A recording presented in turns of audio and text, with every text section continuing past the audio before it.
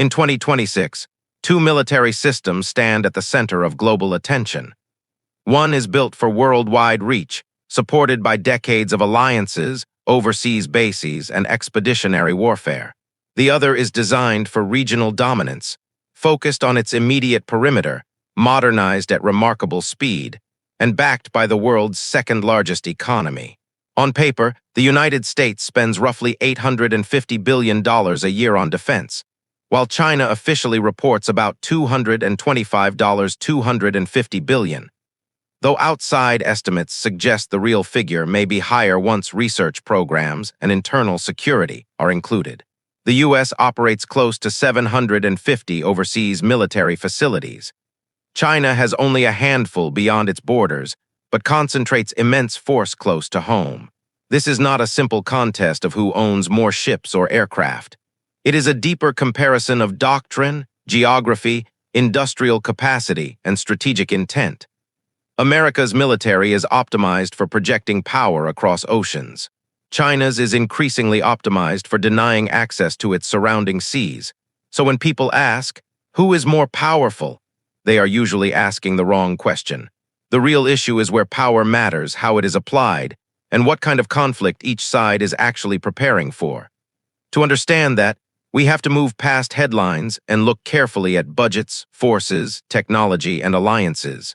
Defense budgets and economy military power starts with money, not just how much is spent, but how consistently and on what priorities.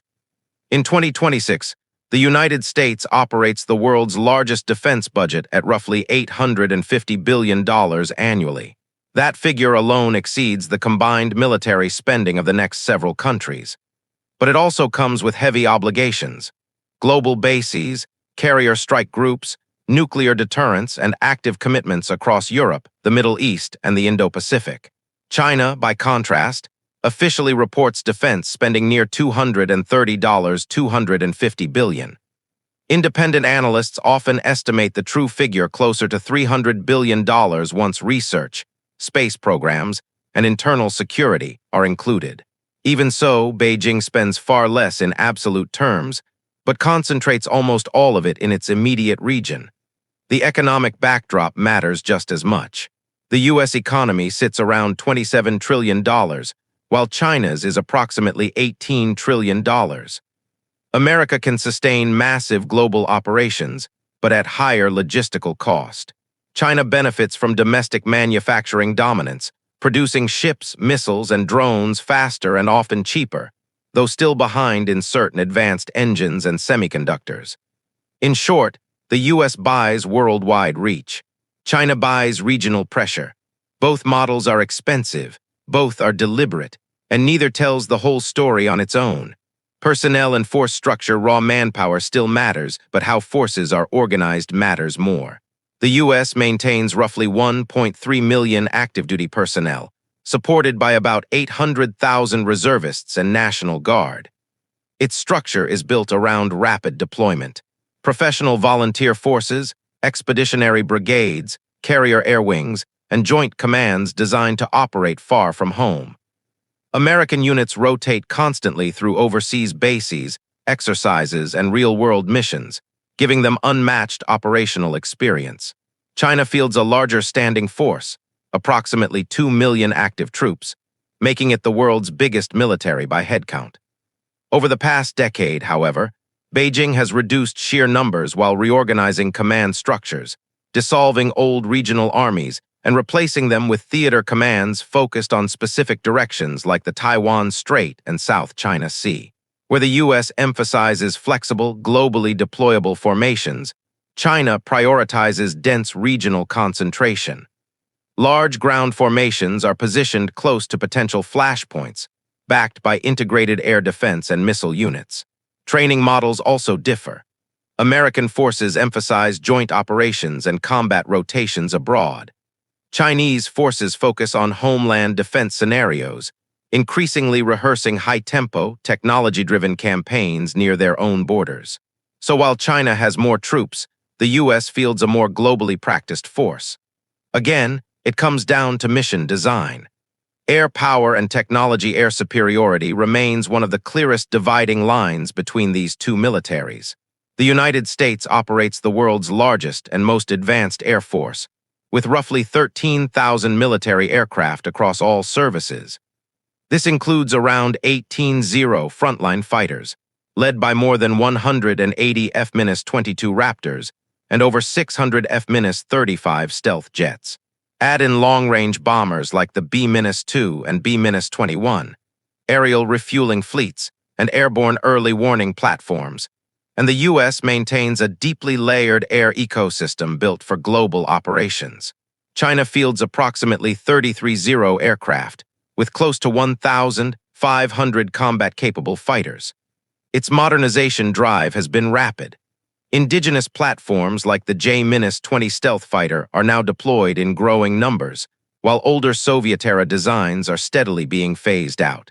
China has also invested heavily in ground-based radar networks and integrated air defense systems designed to complicate enemy access near its coastline. The key difference is reach. American air power is designed to operate thousands of miles from home, supported by tankers, forward bases, and carrier decks. China's air force is optimized for dense coverage over nearby seas and airspace.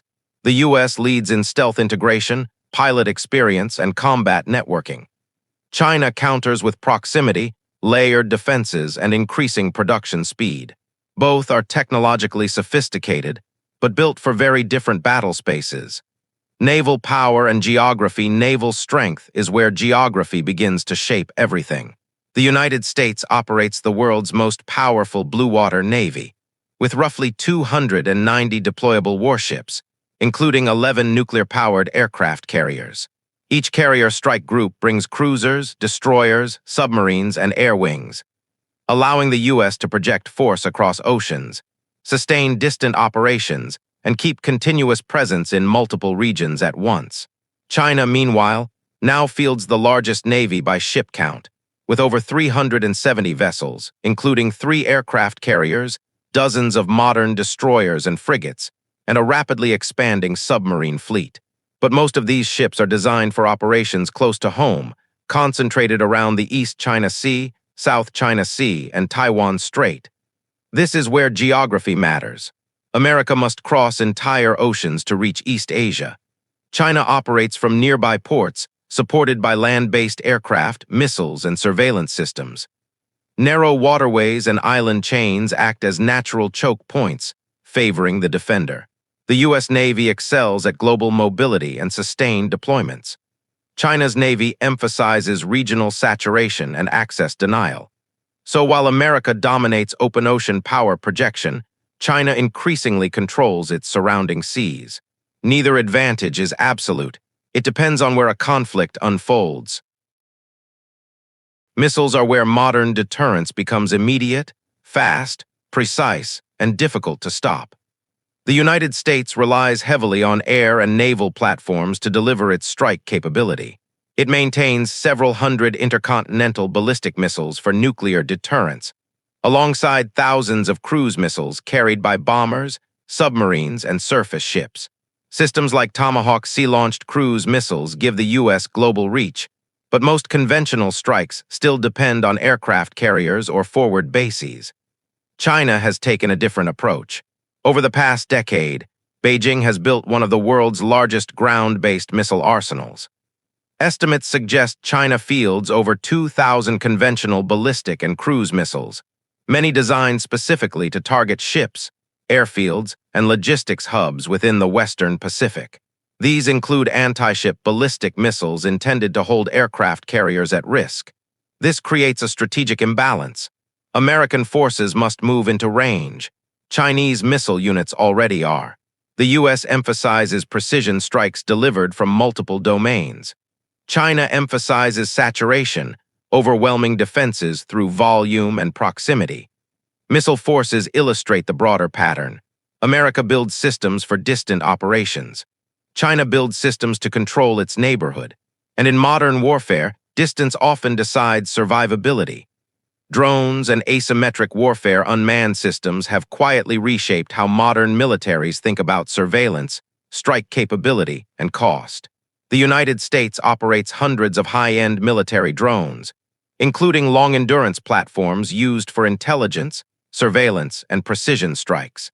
Systems like MQ-9 class aircraft provide persistent coverage across vast distances, supported by satellite networks and global command infrastructure. American doctrine treats drones as force multipliers, extending visibility and reach for manned aircraft, ships, and ground units. China, meanwhile, has focused on scale and integration. Beijing now produces large quantities of tactical drones, loitering munitions, and reconnaissance platforms, many designed to operate in swarms or alongside missile forces. Estimates suggest China fields thousands of short and medium-range unmanned systems, optimized for operations near its coastline and island chains. This is where asymmetric thinking appears. The U.S. invests in fewer, highly capable systems tied into global networks. China emphasizes volume, redundancy, and rapid replacement, accepting losses in exchange for persistent pressure. In a regional conflict, Chinese drones would likely focus on saturating sensors and targeting infrastructure. American drones would prioritize deep intelligence and coordinated strikes. Different philosophies, same conclusion. Unmanned warfare is no longer experimental. It is now central to military planning on both sides. Cyber and electronic warfare beyond ships and aircraft. A quieter contest plays out every day in networks, satellites, and electromagnetic space. The United States operates some of the world's most advanced cyber and electronic warfare capabilities, backed by large intelligence agencies and dedicated military commands. America's strength lies in integration. Cyber operations are designed to support air, naval, and ground forces, disrupting communications, radar, and logistics before conventional forces even move. The U.S. also maintains extensive satellite constellations for navigation, targeting, and real-time battlefield awareness. China has invested heavily in what it calls informationized warfare. Beijing views cyber, electronic jamming, and space denial as first-strike tools. Chinese doctrine emphasizes blinding an opponent early, interfering with GPS signals, disrupting data links, and targeting command networks to slow decision-making. Analysts estimate China fields thousands of electronic warfare units embedded directly into its regional forces. Here again, the strategies differ.